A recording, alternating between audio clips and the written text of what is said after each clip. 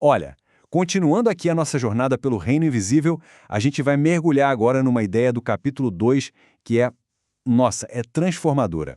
A gente vai falar sobre a força que está por trás de tudo. E o que vamos explorar hoje, sabe, bate de frente com a visão moderna do universo e vai direto no âmago do que significa existir. Ok, a pergunta é essa aí, bem direta. O que, ou melhor, quem está por trás de tudo nos bastidores da realidade?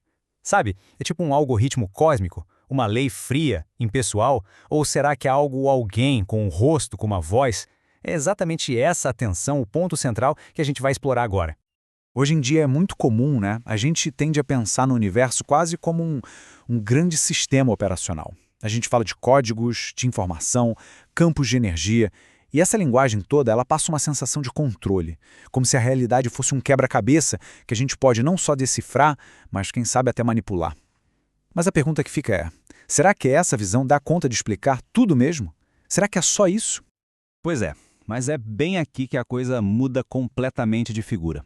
A revelação bíblica nos convida a ir muito além dessas metáforas da nossa era digital. Ela meio que diz o seguinte: ao reduzir tudo a um sistema, a gente está olhando para o mapa, mas está ignorando o território real. E no fim das contas, a gente acaba perdendo a peça-chave, a peça que dá sentido a todo o resto. E essa peça-chave, ela tem um nome, logos. Sabe, é uma palavra grega super rica, cheia de significado, que o Evangelho de João usa para descrever o fundamento de absolutamente tudo. E o ponto central é este: não é um o quê, é um quem. Não é uma informação passiva parada ali, é o verbo ativo, a razão divina em ação. É um conceito super antigo, claro, mas que, olha, simplesmente explode a nossa forma moderna de enxergar a realidade. Agora, vamos comparar essas duas visões lado a lado. A diferença é brutal. De um lado, a gente tem um código impessoal. Isso leva à ideia de um universo que, no fundo, não tem propósito. É só funcional. Um sistema para ser explorado. Agora, do outro lado, o logos pessoal. E isso aponta para um universo criado com intenção, sustentado por um relacionamento. A diferença, gente, é a mesma entre viver dentro de uma máquina e viver dentro de um poelo. Muda tudo. E aqui a gente chega na afirmação que é talvez a mais radical de todas. Ele é alguém, não algo. Pare e pensa no peso disso por um segundo. Se o poder que teceu as galáxias e que sustenta cada átomo do nosso corpo é uma pessoa, então o universo deixa de ser um lugar frio, indiferente. Ele é, na sua essência, pessoal. Isso transforma a nossa existência, que deixa de ser uma busca por mecanismos para se tornar uma busca por relacionamento.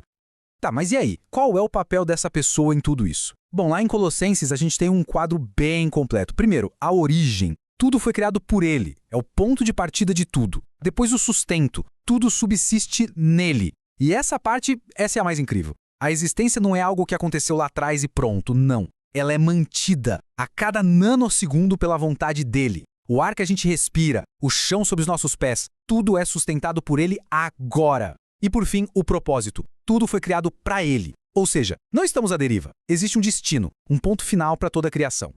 Mas afinal, por que é tão perigoso assim trocar a palavra por um código? Simplesmente porque essa troca empobrece tudo.